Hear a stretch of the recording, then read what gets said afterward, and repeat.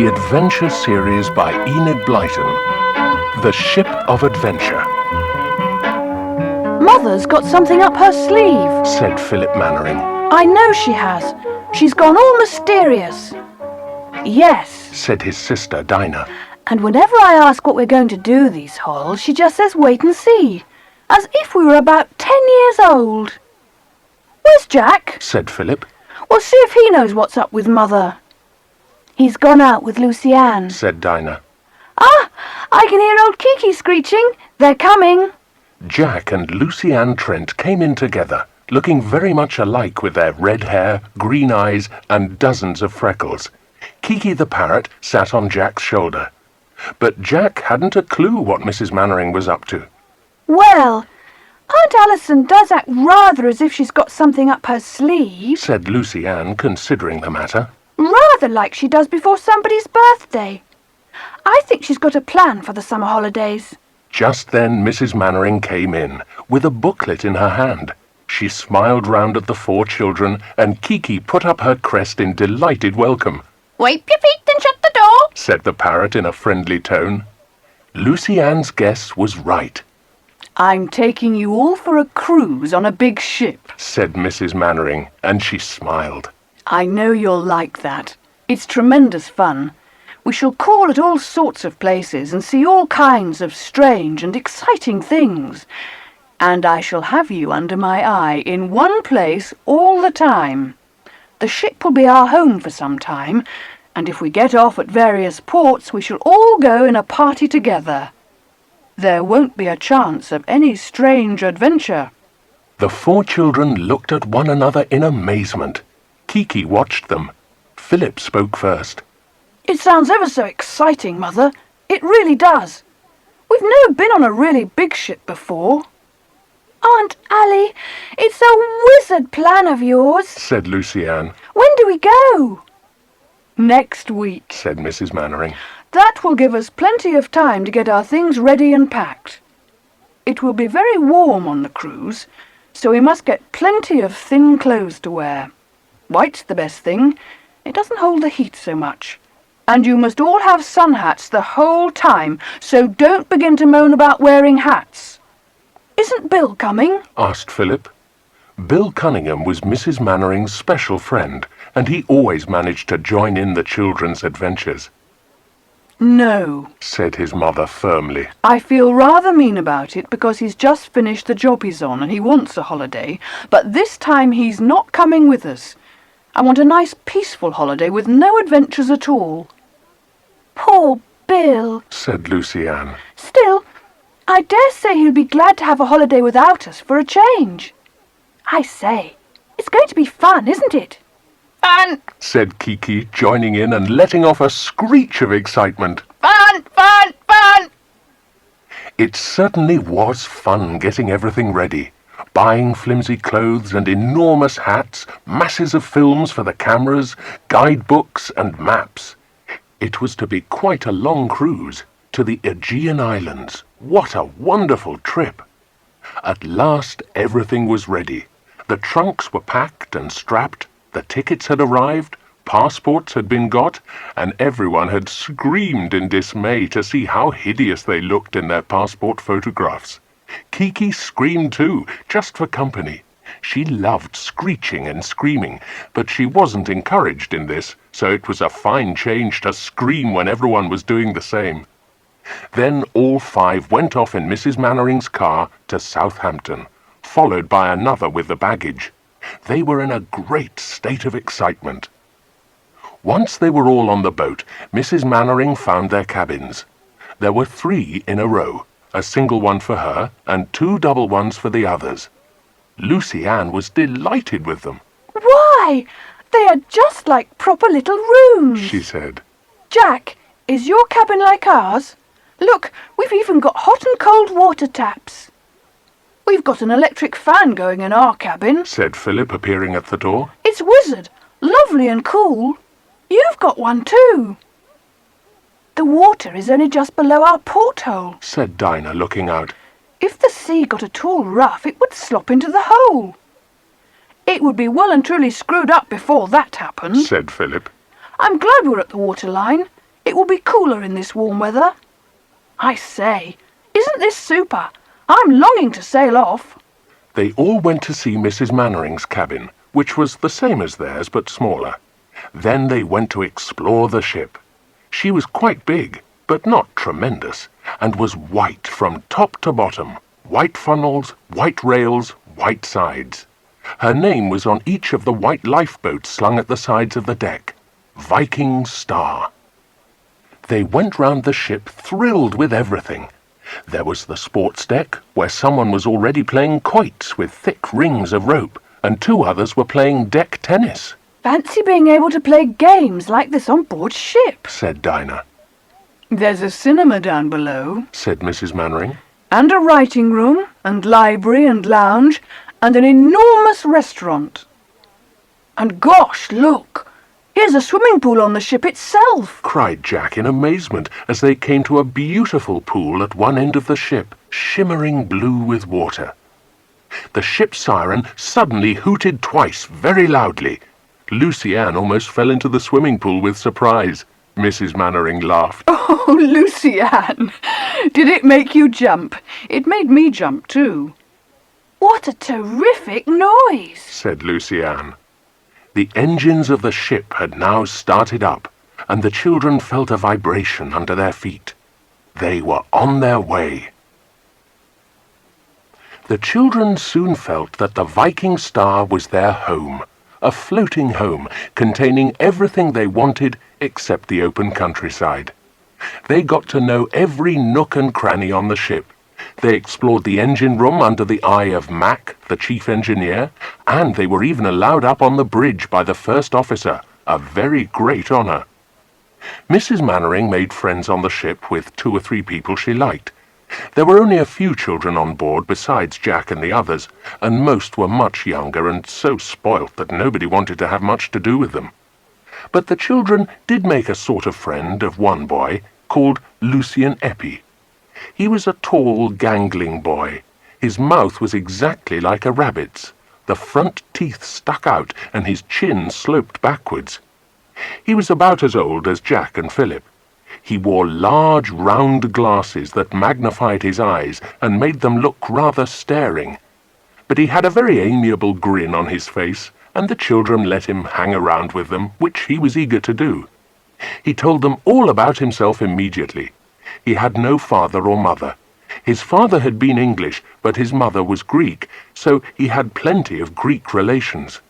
He went to school in England, but spent most of his holidays with his relations. He was 14, nearly 15. He didn't like games, but he loved history. He was with his Greek uncle and aunt on board the ship. The Viking Star was now cruising among the islands of the Aegean Sea. The water was a beautiful dark blue, and the children thought it was the nicest part of the trip, seeing the islands loom up out of the purple-blue sea. Lucien proved himself quite useful here, because he knew that part of the sea very well. He was able to tell them about the different islands, and he was full of exciting stories of old pirates and robberies at sea, and the taking of treasure. Tell us some tales about these old islands, said Jack. I wouldn't mind visiting 1 or 2. Well, I dare say we could if I asked my uncle, said Lucien surprisingly. What do you mean? What's your uncle got to do with it? Demanded Philip. You talk as if he owned the islands. He does own quite a few, said Lucien. Didn't I tell you? It's a craze of his, I think. He buys this one and that one, explores it thoroughly, and then maybe gets tired of it and sells it again. The 4 children looked at Lucien to see if he was telling the truth. It seemed extraordinary to them that anyone should buy and sell islands as if they were cakes or something. Do you know any stories about the islands? Asked Lucien. Well, there's the story of the Andra treasure ships, said Lucien. That's supposed to be absolutely true. I've heard my uncle tell it many a time. It happened hundreds of years ago. I can't remember the exact date. There was a king called Panlostes who had a kingdom on one of these islands, a large one. I expect you know that most of them had rulers of their own. Well, Panlostes had a son, And this son had an accident when he was small, and he lost one eye and hurt his foot so that he limped. He wanted to marry the daughter of a king on the mainland of Greece, a girl called Andra. But she wouldn't have him because he was one-eyed and limped, I suppose, said Jack. And there was someone else she liked and wanted to marry. Well, if you know the story, began Lucian, half annoyed. I don't, but I know lots like it, said Jack. Go on. Andra's father said the girl should marry the one-eyed prince. If King Panlostes would send him gold and arms and treasure, worth half his kingdom. So the king got ready a fleet of ships and stuffed them with riches of all kinds, and one morning they set sail from the island to go to the mainland.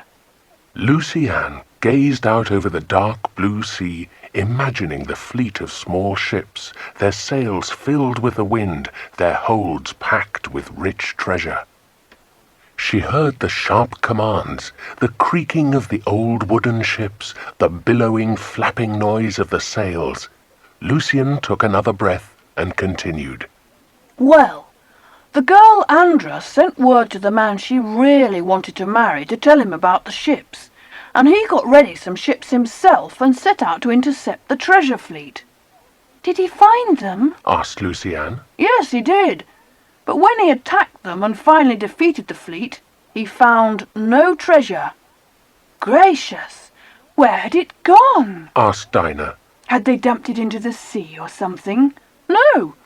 The captain of the fleet had never meant to deliver the treasure safely. He had made up his mind to take it to an island he knew of, land it there, hide it safely and come back for it when he could. He meant to tell both kings that he had been attacked and robbed on the way to the mainland. And he was attacked, but he had hidden the treasure, said Jack. What happened next? The captain was killed, and so were half the men. The rest of them made off in their ships and scattered far and wide. Search was made for the hidden treasure, but it couldn't be found. Golly! Was nothing more ever heard of it? Said Philip. Oh, yes. Some of the men thought they remembered where the island was, where they had landed the treasure one night. They made up an expedition secretly and went to look for it. They quarrelled and fought, and in the end only 2 or 3 men were left. One of them had made a rough map. A map of the island? Was it ever found? Asked Dinah in excitement. Yes, years later. A Greek merchantman got hold of it somehow, and pored over the old map till he had made some sense out of it. He made up his mind that it could refer to only 5 out of all the islands in the Aegean Sea, and there are heaps and heaps, you know. So he began to explore them one by one. Did he find the right one? Asked Lucy-Anne, her eyes shining. This is a lovely story, I think. Yes, the old story says he did find the island, and found out where the treasure was too. But before he could do anything about it, he died. There was a disappointed silence. But who got the treasure then? Asked Jack. Nobody. The old merchantman never told a soul. But it said that somewhere there's a copy of the map and the plan he made. Goodness knows where. He hid it before he died, or so people say. He lived about 100 years ago. What a thrilling story, said Dinah. I wish we could find the map. Where did the old man live?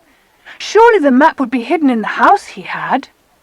I should think it's been searched from top to bottom, said Lucian. I know the island he lived on.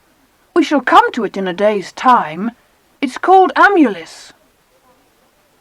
Oh, are we going to land on it? Cried Lucy-Anne. I'd like to.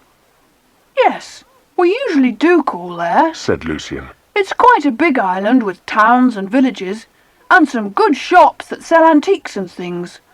Visitors often go in parties from the ships and buy things. We'll go together, said Dinah. I want to buy some things. I haven't nearly enough. Come with us, Lucian. You'll be a really great help. The Viking Star sailed into a small port on this island the next day. Lucian was quite at home on the island, which he had visited before with his uncle. You keep with me. I can show you all the interesting things, he said. And I can talk to the people too and bargain for you if you want to buy anything. Lucian was certainly very, very useful. He pushed off the flock of little children who came crowding round begging for money, and sent out such a fierce stream of odd-sounding words that even Kiki was most impressed. He knew his way about, and was quite good at explaining things. Lucian took them to the shops. Some of them were small, secret shops, dark and full of strange goods. One shop, which was full of antiques to attract visitors, was quite big. The shop was fascinating to the 4 children. They had no idea which things were genuinely old and which were not. Lucian, with the knowledge he'd picked up from his uncle, pointed out a few really old things, but they were far too expensive to buy. Lucian looked at her money and asked Lucian if there was anything at all she could afford to buy. He counted it up. It was Greek money, and Lucian had no idea of its value. I really want to buy something for Philip. It's his birthday soon. He wants a ship in a bottle, said Lucian. I know it sounds a funny thing to ask for, but Philip says he's always wanted a ship in a bottle. Well, I don't think I've ever seen one here, said Lucian. It's not the kind of thing they sell. Wait a minute. I'll ask the man who's at the back of the shop. He'll know. He made his way through the masses of curious goods and disappeared behind a screen, where he could be heard talking to someone. He appeared again a minute later. He says he's got one, but the bottle's cracked and it's not in very good condition. There it is. Look, said Lucian, and he pointed to a stone shelf at one end of the room. There was a broken pot on it, an old bone, and the bottle. Lucian haggled with the man for a few moments and agreed a price they could afford. Oh, thank you, Lucian, said Lucian gratefully. I'll get a bit of paper and wrap it up. I do hope Philip will like it. It's an exciting present, isn't it? But it was going to be much, much more exciting than Lucian imagined. The ship in the bottle was duly given to Philip 2 days later on his birthday. He was thrilled. Lucian glowed with delight when she saw how pleased he was. Happy Christmas, said Kiki to Philip every now and again. She had been taught to say Happy Returns, but she kept mixing it with Happy Christmas, which she said every few minutes. Thanks, old thing, Philip said. Happy New Year to you. Oh, don't muddle her any more, said Dinah. Let's go and show Mother the ship in the bottle. They went up on deck and found Mrs. Mannering. Her deck chair was next to Lucian's aunt's chair, which she found rather trying sometimes, as she didn't very much like the uncle. Look, Mother, see what Lucian's given me for my birthday. Something I've always wanted, said Philip. It was admired and then passed on to Lucian's aunt and uncle to see. Mr. Eppie looked at it carefully. He seemed puzzled. "The ship is very old, really old," he said. "But the bottle is modern. The idea of a ship in a bottle is a comparatively recent one, of course, but the ship inside is far older, almost an antique. Very interesting." It's got a name carved on it, very small, said Lucian. I can't read it. Can you, Mr. Eppie? He peered at it and spelt it out. "Yes, A-N-D-R-A, Andra. Queer name for a ship. Never heard of one called that in Greek." I've heard the name before, said Lucian, and she tried to remember. Oh, yes. Wasn't it the name of the girl in that lovely treasure story of Lucian's? The girl who didn't want to marry a one-eyed man? Well, we often call our ships by the names of girls or women. Look at our big liners, Queen Mary and Queen Elizabeth. I don't see why a Greek ship shouldn't be called after a princess, too. Mr. Eppie wasn't listening. He wasn't at all interested in any of the children, not even in Lucian, his own nephew. He yawned and settled himself to sleep. Mrs. Mannering nodded to the children to go. They took the ship in the bottle back to the cabin, this time to the boys' cabin. Philip decided to put it on the shelf opposite his bed where he could see it. He was very pleased with it indeed. It was quaint and strange and beautiful, and he'd always wanted it. Now he had it. The Viking Star cruised from island to island. Time did not seem to exist, and not one of the children had any idea of the days. It was all like a pleasant dream, where, fortunately, the food tasted very real and very nice. In fact, as Jack said, if the food had not tasted jolly real, he might honestly have thought that he was dreaming. But then something disastrous happened. Kiki decided that she would perch on top of the bottle. The bottle fell to the floor with a crash and broke in half. The little ship inside was shaken loose from its base and fell over on its side. Kiki was shocked by the noise of the bottle falling and breaking. She knew it was a bad thing to happen. She made a noise like a motor mower and then relapsed into silence. What would Philip say? 5 minutes later, the two boys came clattering into the cabin to wash and put on clean things for dinner. The first thing they saw was the broken bottle on the floor. Philip looked at it in horror. Look! It's smashed! Kiki must have done it. My beautiful present! Groaned Philip, looking at the little carved ship. Look! Isn't it a beauty, Jack? You can see it better now it's out of the bottle. Jack looked at it and pulled at a tiny knob in one side. What's this? He said. To his great surprise, the knob came out, and he could look inside the ship. It's hollow inside, he said. And there's something there, Philip. Looks like paper or parchment. I say, what can it be? Philip suddenly felt excited. Parchment? Then it must be an old document. And why should it be hidden inside the ship? Only because it contains a secret. I say, this is super. Goodness knows what the document is. Just then the girls came in. They were very excited when Philip told them what had happened. How the boys managed to wheedle the closely folded paper out of the inside of the wooden ship was a miracle. Little by little they edged it out until at last it was completely out and the inside of the ship was empty. There we are, said Jack triumphantly as he laid the yellow parchment carefully on the dressing table. Now to see what it is. With gentle, careful fingers, Philip unfolded the parchment. It spread out into quite a big sheet. The children pored over it, thrilled. It's a map! A plan of some kind. I can't read the words. Blow. They must be in Greek. What is it? It looks like an island. See, this faint word here at the left-hand side, right at the top, said Lucy-Anne suddenly. Well, it looks exactly like the name on the ship, doesn't it? Let's compare them and see. They looked at both the words, first on the ship and then on the map. They certainly were the same.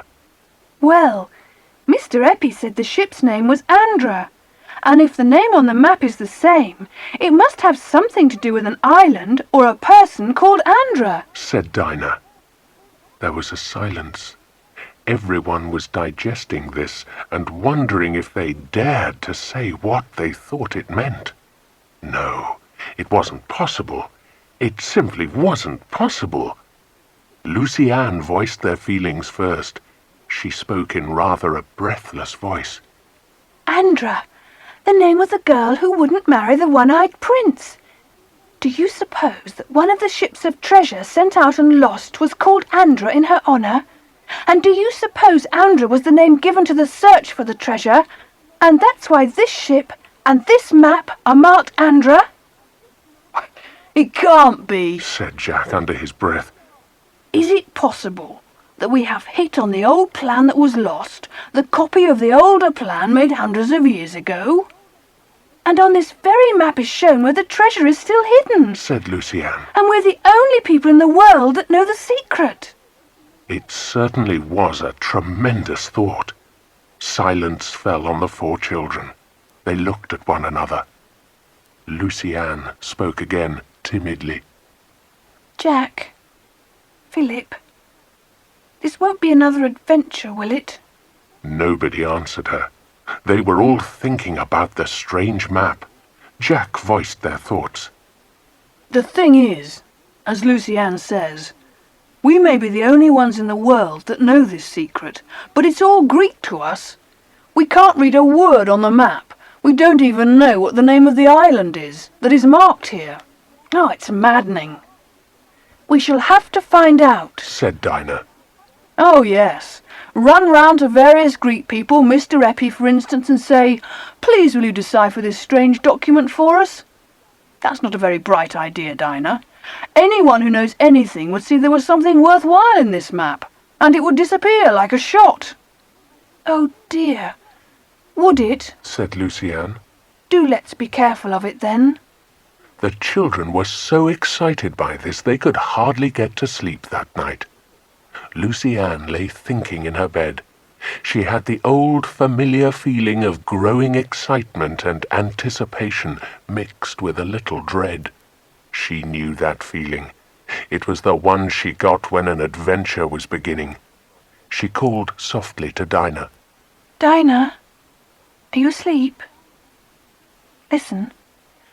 Do you think we're beginning one of our adventures again? Do say we're not. Well, if we are, whose fault will it be? Came back Dinah's voice, very wide awake. Who bought that ship? I did, said Lucy Ann. Yes. If we plunge headlong into an adventure this time, it'll be all because I bought the little ship. The ship of adventure.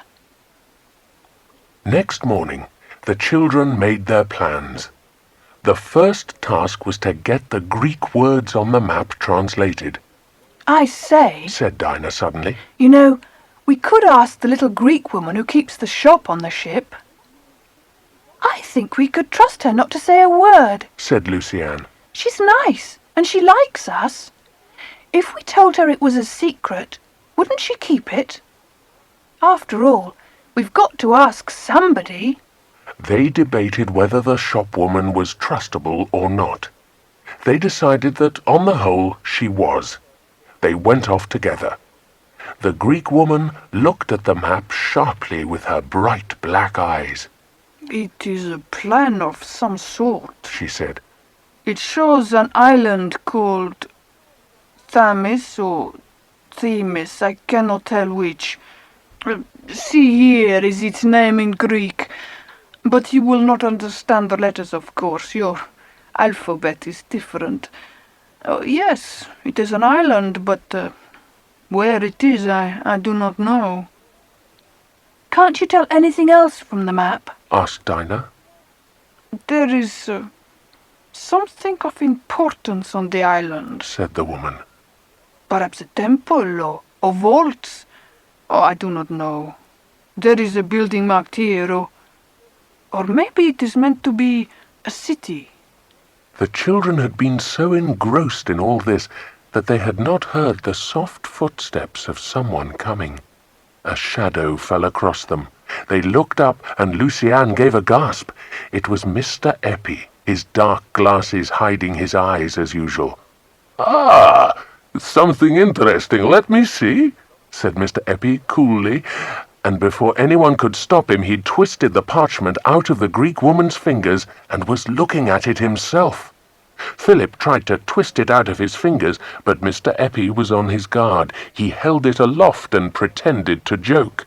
"He won't let Mr. Eppie see, bad boy." "Bad, naughty boy!" echoed Kiki at once, and thinking it was a game of snatch, she lunged out at the paper, then with the parchment in her beak, flew to the top of the shop and sat there, out of reach, screeching like a train.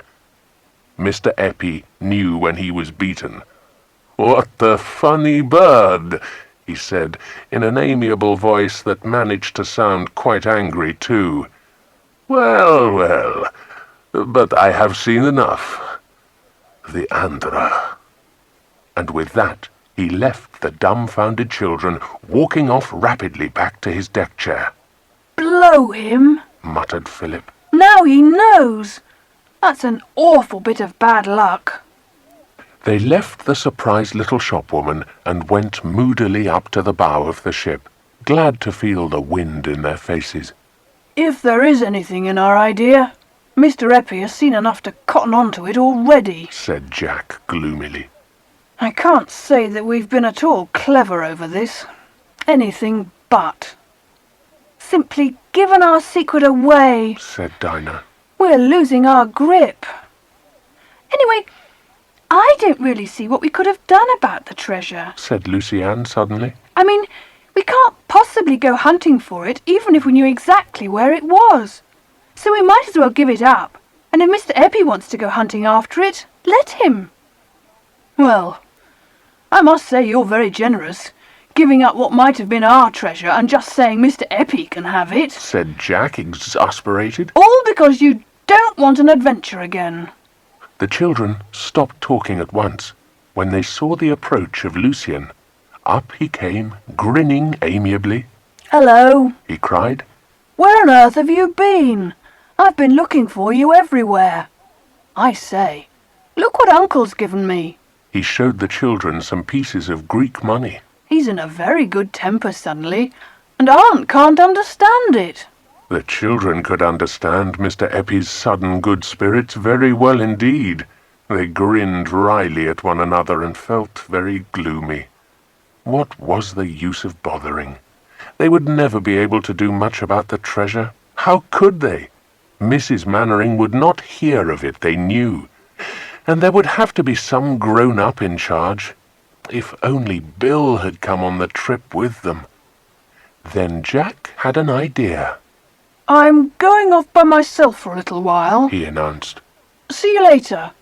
Off he went with Kiki, thinking about his idea. What about looking up the island, Tharmis or Themis, whichever it was, on a modern map and seeing if it was shown there? It would be interesting to see whereabouts it was.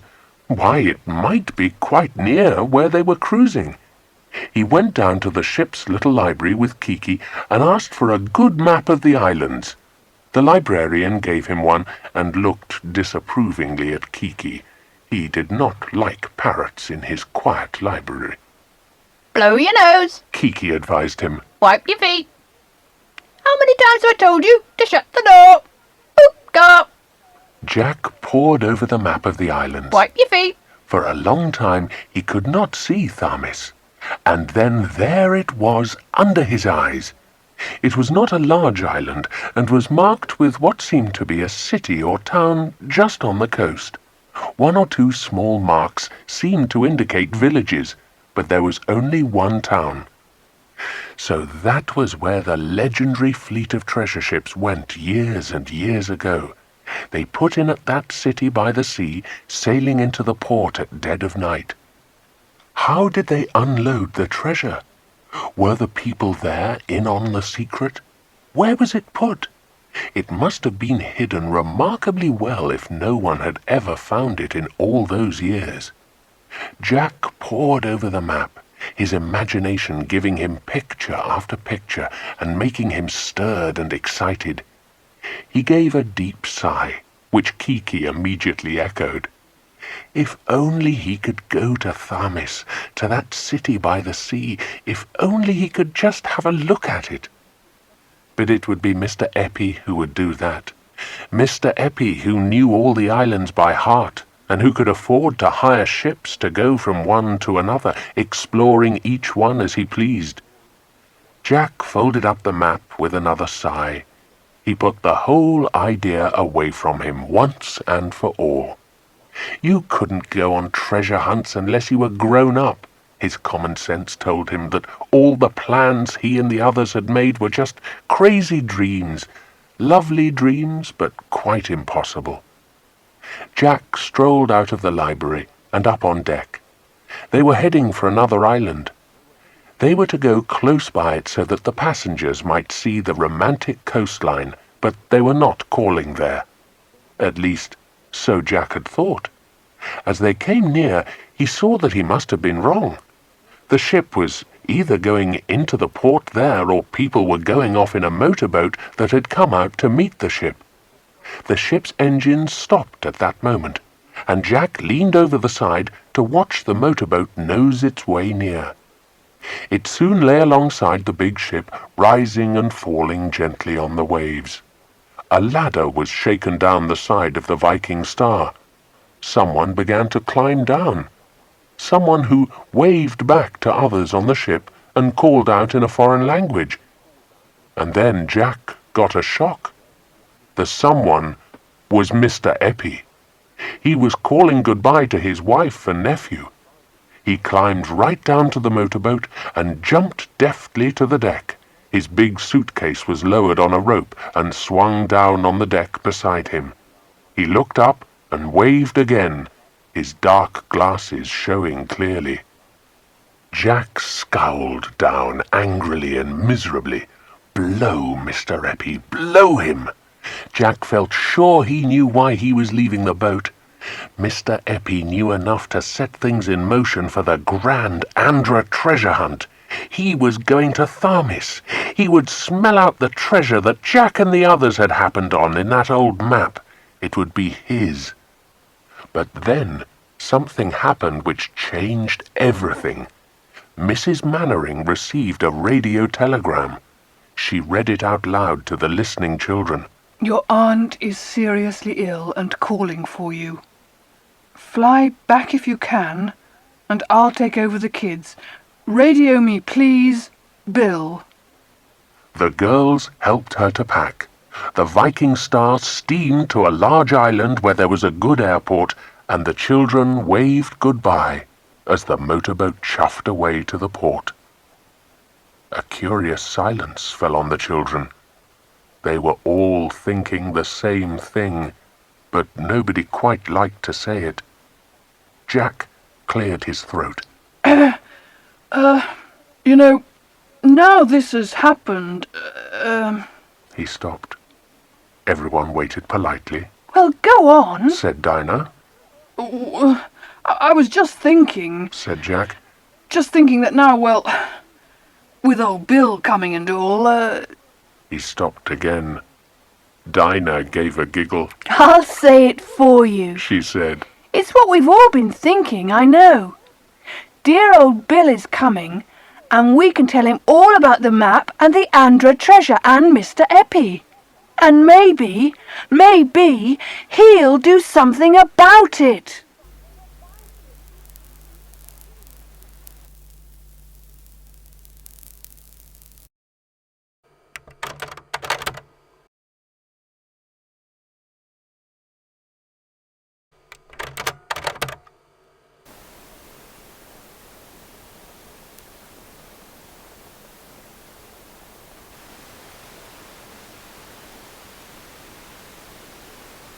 The next day, Bill arrived.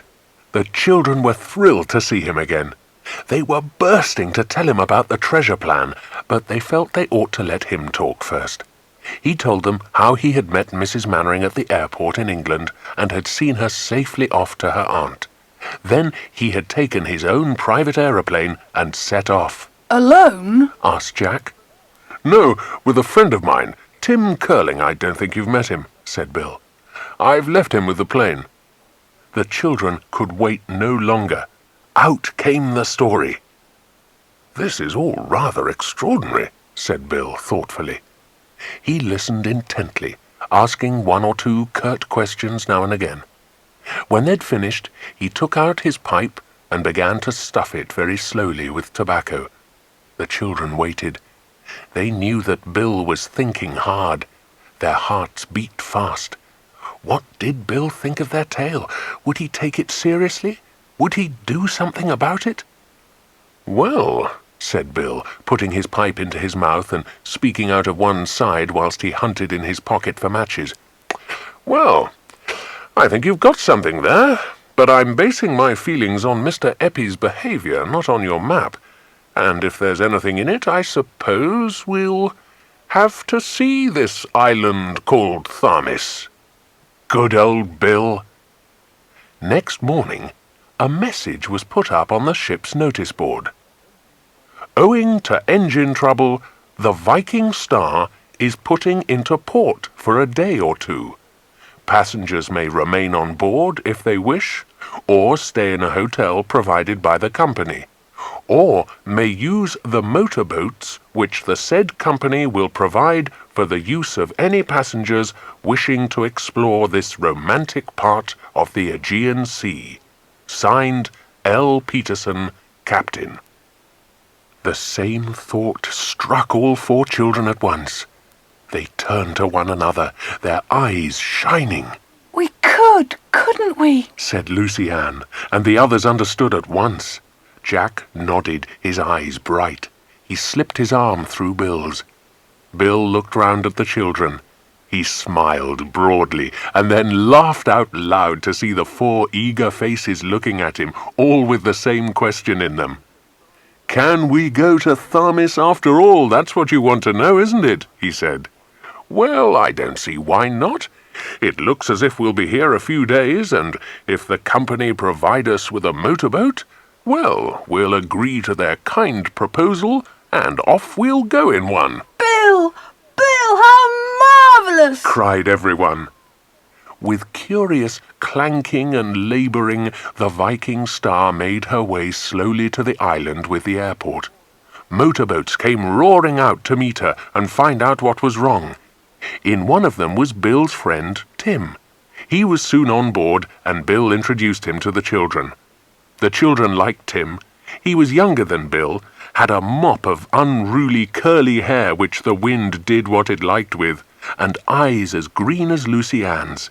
He had as many freckles as she and Jack had, and a most infectious laugh. "Can Tim come too?" asked Jack. "Well, we're going off to have a look at Tharmis," said Bill. "Like to come with us?" "Well, if you've made your own plans, sir, I won't come today," said Tim. "I've got a chappie here who wants a spot of flying. Can I take the plane up?" "Yes, of course," said Bill. "And if you fly over Tharmis, wave to us," said Jack. "Right," said Tim with a grin. "I'll look it up and see where it is. Look out for us." Bill arranged for them to use one of the motorboats. The boatman's name was Andros. He started up the engine. The motorboat nosed out of the little harbour, leaving behind the great Viking Star, beautiful but silent. Soon they were out on the open sea, skimming along, bobbing up and down on the white horses that reared themselves every now and again. "How far is Tharmis?" asked Jack. Andros turned his curly head. 4 hours, 5 hours, he said. It was a lovely journey to Tharmis. The sea was choppy, and yet was full of glints and sparkles. The boat sped along like a live thing, the engine purring away. At 12 o'clock they all had a picnic lunch, and blessed the steward who had packed them so much food. The boat went on and on, occasionally passing other islands, 1 or 2 large ones, but most of them small. Finally Andros raised his hand and pointed to the east. "Tharmis," he said. "Mr. Sir, Tharmis." Everyone looked eagerly to where he pointed. They saw a small island, purple in the distance, rearing itself out of the waters as they sped nearer. Tharmis. Was it really Tharmis, the old island marked on the treasure map? The children fell silent as they neared the island. Their eyes were fixed on the city. It did not look right, somehow. Something was the matter with it. It looked, well, dead, Lucy Ann thought. Jack remembered his binoculars and put them to his eyes. He gave an exclamation. "Gosh! Would you believe it?" "What?" said everyone at once impatiently. "It's all ruins," said Jack, and he lowered the glasses and looked at the others. "It's a ruined city. I never thought of that." Not knowing quite what to think, the children leapt off the boat onto a ledge.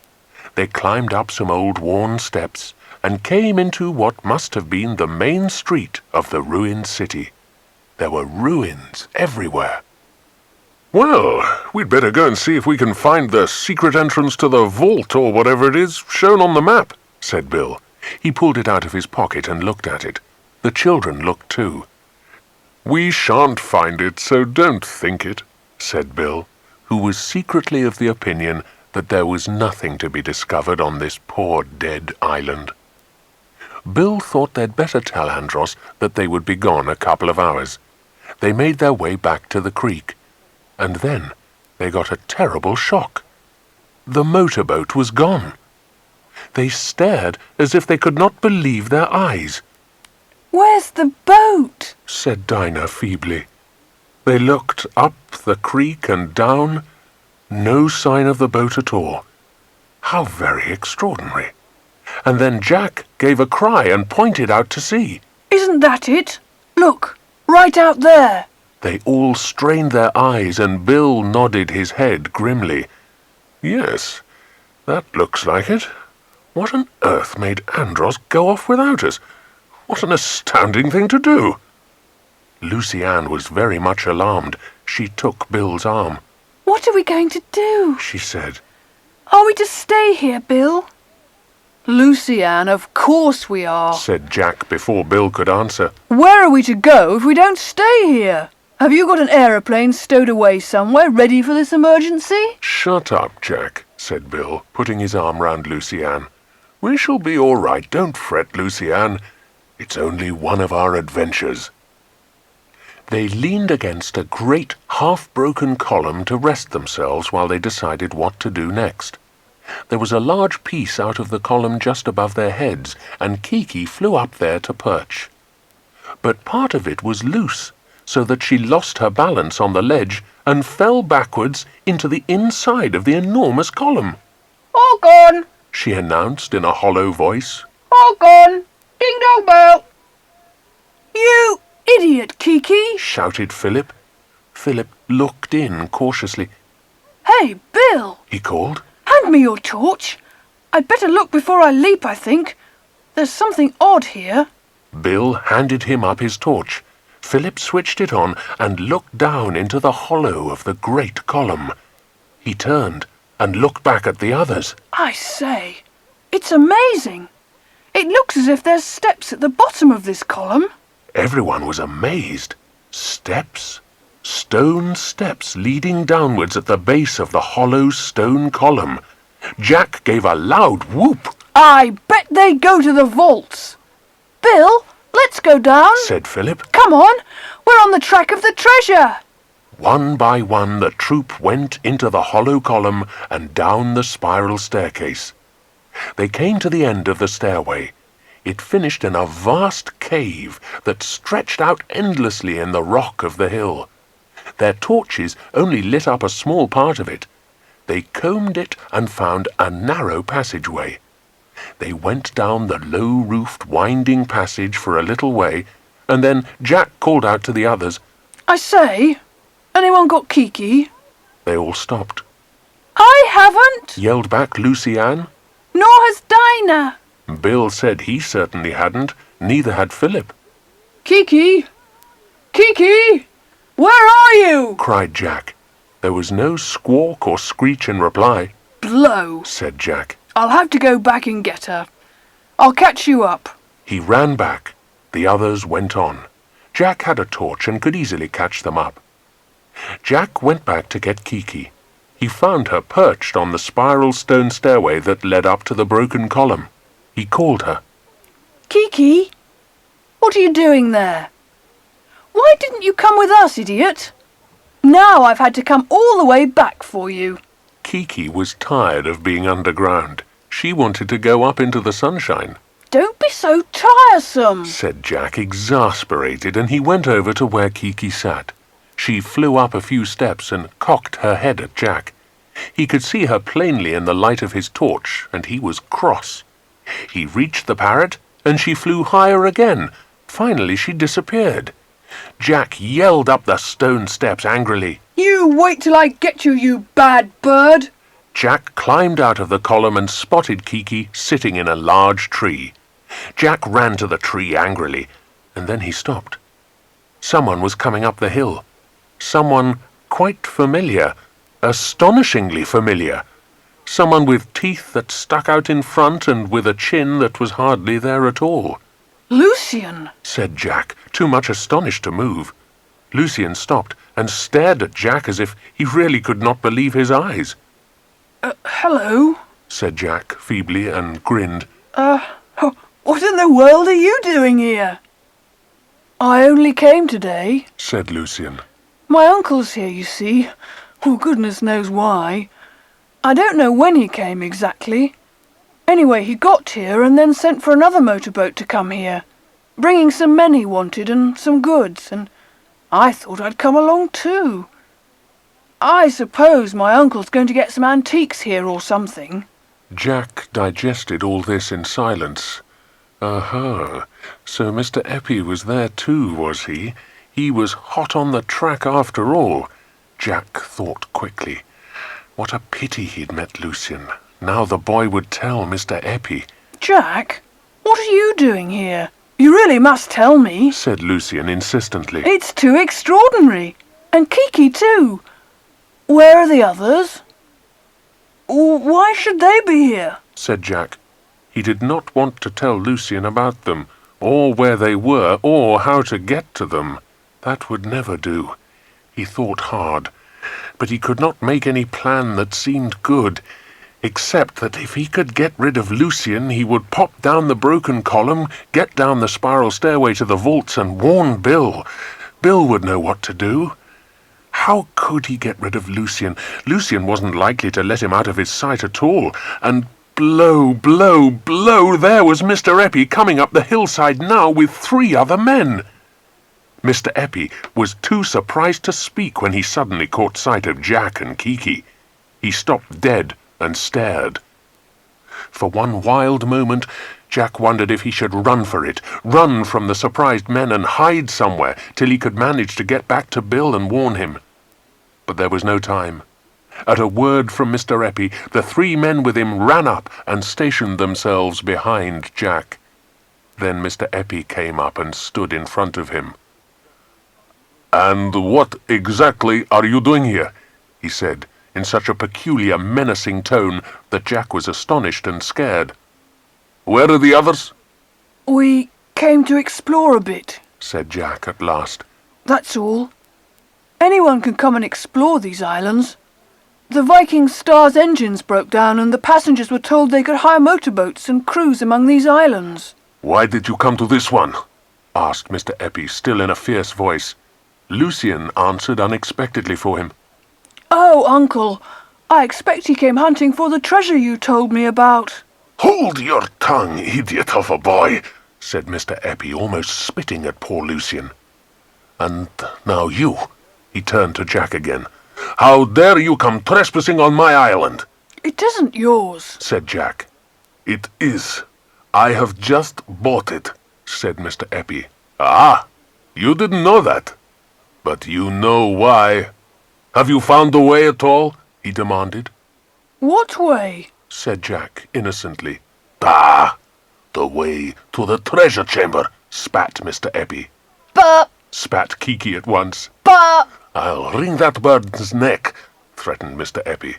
"Answer my question, boy," No, we haven't found the way, said Jack. He wondered if Bill and the others had managed to find the way by now without him. But surely they would have waited for him. They must be wondering what in the wide world had happened to him. Jack hoped fervently that they would not all come climbing out of the broken column. Once Mr. Eppie knows the way down the broken column, the treasure is as good as his. Thought Jack. What a good thing Lucian didn't spot me getting out of it.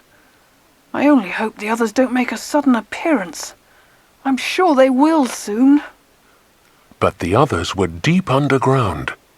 They came to a hole in the floor of this extraordinary place. Bill shone his torch down it. It was a shaft leading downwards, and there were footholds in the rock. "I'm going down," said Bill. "I've got a hunch this is the place." He disappeared down the shaft with his torch, and soon his voice came back, excited and loud. "This is it! This is the treasure chamber! The treasure's still here!" The 3 children almost fell down the shaft, they were in such a hurry. By the light of Bill's torch, they looked in wonder round the curious treasure chamber. It was perfectly round, as if it had been hollowed by machinery from the rock, though actually, of course, it had been done by hand. Thrown higgledy-piggledy into this enormous round cave, perhaps flung down the shaft in a hurry, were mouldering barrels and boxes and brass-bound chests. Bursting out of them was a perfect medley of strange and amazing goods.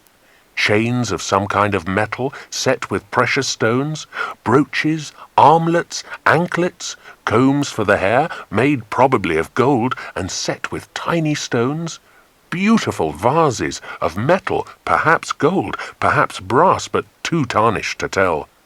Beautifully wrought daggers lay in one corner, and what looked like armour of some kind in another, all fallen from the moulded chests and boxes, or possibly burst out of these when they were thrown down the shaft so long, long ago. There were broken models of figures and articles that looked like drinking cups and bowls, and yet other things whose use the children simply could not guess. "Well, well, well," said Bill, as thrilled as the children. "What a treasure hoard!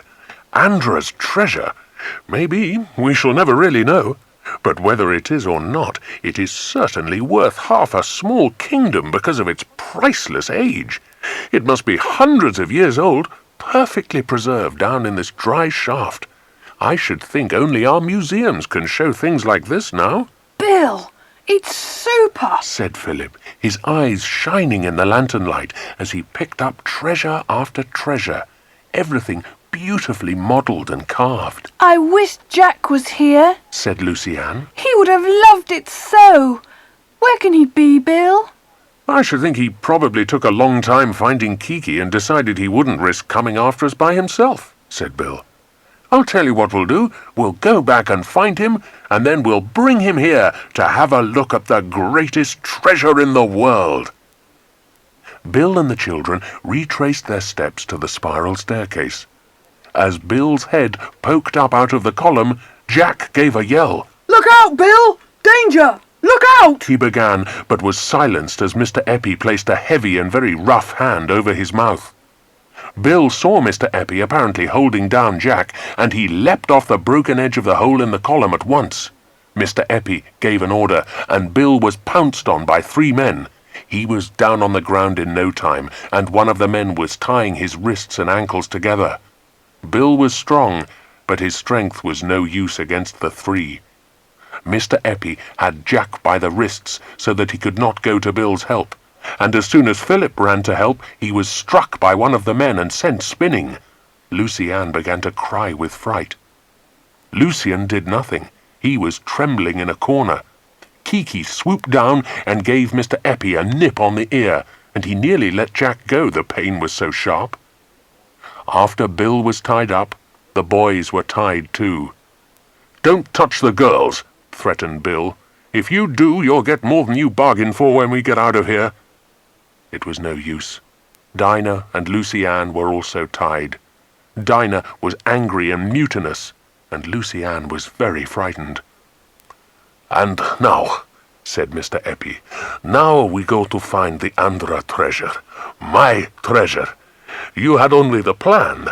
I have the island, and I shall soon own the treasure. Thank you for showing me the way down." He went inside the column, and the 3 men followed him. Lucian was beckoned over and made to go down just behind his uncle.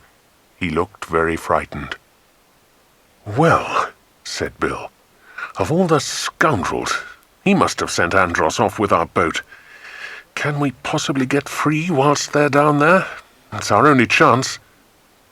Bill looked round to see if there was a sharp stone he could perhaps rub his ropes on. He saw one and rolled over to it. But as his hands were behind his back, he could not see very well what he was doing, and cut his fingers on the stone at first. But he kept at it, and gradually he felt the rope give way. Once his hands were free, he quickly untied his own feet and ran to the children and untied them as speedily as he could. They began to debate what they should do next. Then suddenly they heard a voice, and it was coming from the hollow column. Jack? Philip? Are you there? "Why, it's Lucian," said Bill in astonishment. "Well, he can't be alone." He leapt up to the broken edge of the hole in the column, switched on his torch and looked down. Lucian was standing below him, his terrified face looking up, dirt caked on his cheeks. He put up his hand as if he expected Bill to aim a blow down at him. "Lucian," said Bill, "what are you doing here? Where are the others?" I don't know. Moaned poor Lucian. They only took me down as far as that vault place at the bottom of these steps. They wouldn't let me go any further with them. They told me to stay there till they came back and not to stir. My uncle said he'd half kill me if he didn't find me waiting for them when they came back. I was frightened down there, so I came back to you." Bill helped the boy out of the column, and the others gathered round. Now Lucian had appeared, Bill had a plan. "Now listen," he said in a low voice. "I must stay here and guard this entrance. If Mr. Eppie pokes his head out, I'll hit him with this stick. What you have to do is go with Lucian and find the boats belonging to Mr. Eppie." "There are 2 men with the boats," said Lucian. This was disappointing news. Bill considered again. "Well, the thing to do first of all is to find the creek with the boats," said Bill. "Don't show yourselves, just find the creek so that we shall know the way. Then come back here." "What do we do after we've found the creek and the boats and come back to report?" asked Philip. "We send Lucian down with a message supposed to come from his uncle to tell the men to come along up here," said Bill. "And we pop down and go off in the boats." "But I say, you'll go on the rocks," protested Lucian at once. "You can't come to these islands without a boatman who knows them. You'll be wrecked." This was a problem to be faced. Bill considered again. "Well, we'll have to make up our minds about that when the time comes. In the meantime, off you go. Lucian, lead the way." Lucian, looking rather doubtful, went to the sloping city street. He set off down it, and turned off to the left halfway down. "You seem to know the way all right," said Jack approvingly. Lucian looked at him uneasily. "I don't," he said. "I'm absolutely no good at this kind of thing. I can never find my way anywhere. I've no sense of direction. Oh, I shall never find the boats." Lucian was perfectly right. He did not know the way, and he could not find the boats. He was completely hopeless. He simply wandered here and there, making towards the sea, but arriving at a rocky beach where no boats could possibly lie. "You're a mutt," said Jack in disgust. Mutt! Said Kiki, pleased with the word. Mutty! Send for the doctor! Nobody smiled even at this. They were all too disappointed and disgusted with poor Lucian. "I would remember if I could, he said dismally. but I do tell you this. Nobody can come or go from these islands in a boat without a seaman who knows the way. There are hundreds of rocks just below the surface of the sea, or even an experienced seaman finds it difficult. I know, because I've so often visited them with my uncle." Jack looked at him. "Well, I believe you about that," he said. "I shouldn't care to navigate a boat myself without a sailor who knew the way. Oh, gosh, we're really beaten now. No boats. And if we had them, we'd probably wreck ourselves. A very poor outlook indeed." Lucy Ann immediately had a vision of themselves and Mr. Eppie and his friends remaining on Tharmis Island for years and years. She sighed. "I wish I'd never bought that ship in a bottle for Philip," she said. "If I'd known it was going to bring us such an adventure, I'd have thrown it away." They began to make their way back to Bill. As they went, Jack stopped and looked up at the sky. "What's that noise?" he said.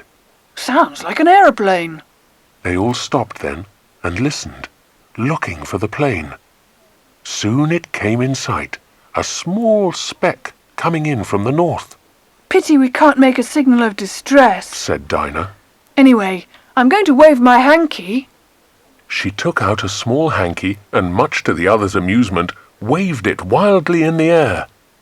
The little plane flew overhead and then made a wide circuit and flew back. "It's seen my hanky!" Shrieked Dinah. "It's come The plane swooped down lower still, came round again, and then landed neatly as slowly as it could. Its wheels touched the ground, and for one awful moment it looked as if the rough ground was going to tip the plane over on its nose, but it righted itself and came to a stop. 2 men got out of the plane. They waved to the children and went to meet them. Lucy Ann's sharp eyes recognized them first. It's Tim, She squealed. Tim, Bill's friend. And isn't that Andros the boatman with him? She was right, it was Tim, and beside him was a rather shamefaced Andros. Tim hailed them. Hello, where's Bill? Are you all safe? Andros came to me with such a wild story, I had to come along and investigate. Yes, Bill's all right, Cried Jack, and he pumped Tim's arm up and down in sheer delight at seeing him. I say, it's good to see you. Did Andros really come and tell you about us? He told me a most extraordinary tale, said Tim. He apparently chewed it over for a while and then decided he'd better tell someone. When he saw me down at the quayside trying to spot you all, he recognized me and came up.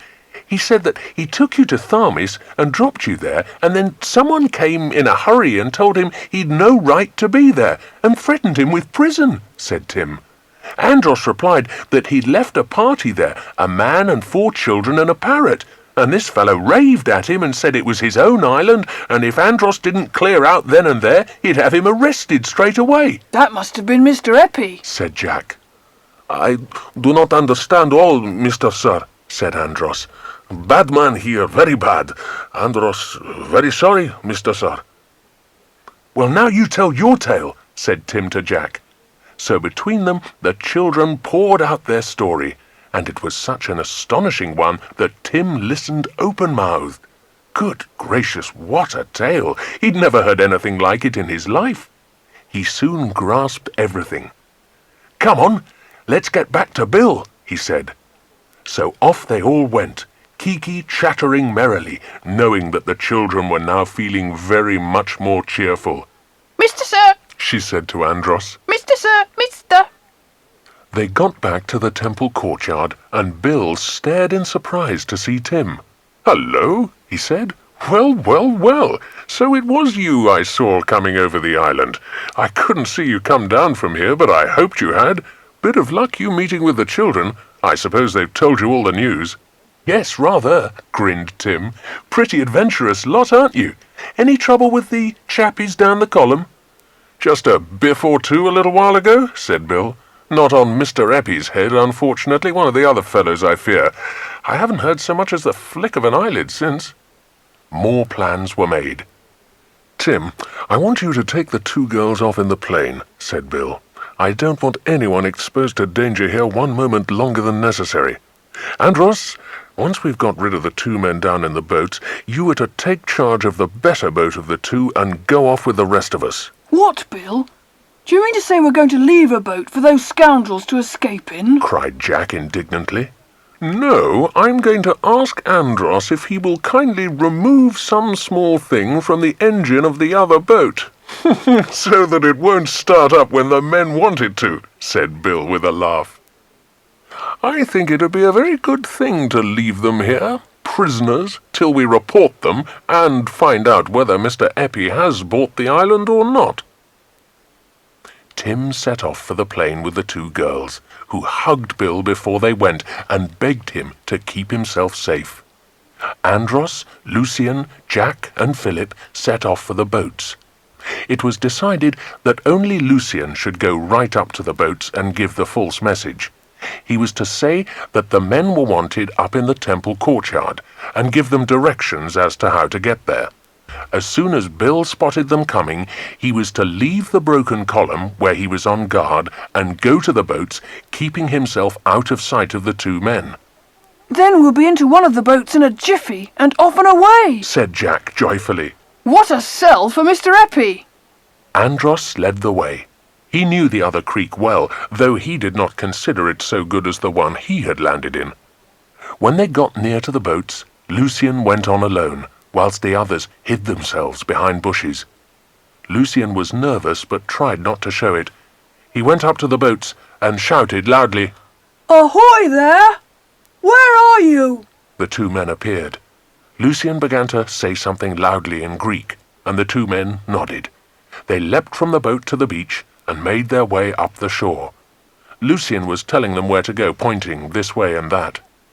Well, I hope he's telling them correctly, thought Jack, remembering how hopeless Lucian had been at trying to find the way to the boats. Let's hope he's been more careful at marking the way this time. The men soon disappeared. Andros raced to the boats. He chose the smaller one of the two as being the better. He went to the other boat and tinkered with the engine. He withdrew something from it and threw it onto the other boat, where it fell with a thud. He grinned at the boys. "That boat's no good now," he said. "Engine dead. We get in here quick." They all got in. Andros tinkered about with the engine there too. It started up quickly, and he stopped it at once. The boys wondered how old Bill was getting on. Had he spotted the two boatmen? Was he even now coming down to the boat, keeping himself unseen? They hoped so. Suddenly they heard shouts, and they all sat up straight in their boat. What was that? Bill was tearing down to the shore at top speed. Behind him were the two men, also running at top speed. Andros acted quickly. He started up the engine at once and called to the boys to give a hand to Bill when he came. Red in the face and panting hard, Bill tore up to the boat. Willing hands dragged him in, and almost as he touched the deck of the boat, it was off and away, its engine making a terrific noise in the calm of the little creek. The two men leapt into the other boat at once, shouting angrily. Andros gave a malicious grin. Bill saw it and knew what it meant. The other boat was useless. No amount of trying would make the second boat start up. Its engine was dead. The two men realized that Andros must have tampered with it, and they stood up, shaking their fists and shouting unintelligibly. Jack and Philip enjoyed it all thoroughly, but poor Lucian was as white as a sheet. "Well, we're off," said Bill, getting his breath again. "Gosh, I had a narrow escape. I was watching for the men, but they came on me unawares. They must have guessed there was some trickery about, because they suddenly made a beeline for me and gave me a jolly hard run." Later in the evening, the motorboat arrived at the airport island. The first thing they saw was the Viking star in the harbour, still lying silent. The second thing they saw was Tim on the quayside and the girls with him. "I've been to the police," said Tim. "Told the chief you had something to report, and would he please not go home till he'd seen you.